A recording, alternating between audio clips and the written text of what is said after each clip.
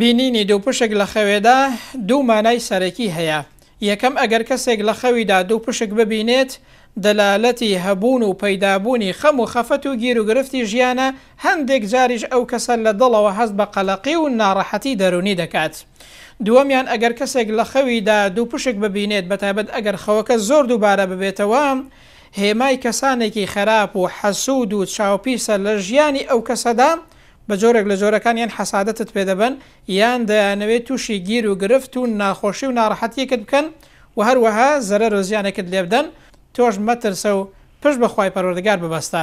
ئەگەر کەسێک لە خەوی داوای زانی دوو پشک پێوەی دەدات، ئەزیەت و ئازاری دەدات، زۆر دەوری دەدات، ئەو خەوەش دوو مانای سەرەکی هەیە.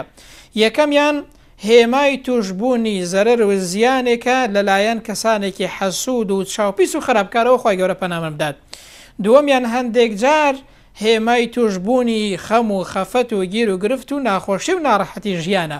جا ئەگەر بە هەر جۆرێک ئەو خەوت بینی مەترسە، پشت بە خوای پەروەردگار ببەستە، هاناو هاوارت بۆ خوای پەروەردگار ببە، بە تایبەتی پێش خەوتن دوعا و زیکرەکان لە بیر مەکە، دوعا و زیکری بەیانیان و ئێوارانیش بخوێنە، مەترسە و پشت بە خوای پەروەردگار ببەستە.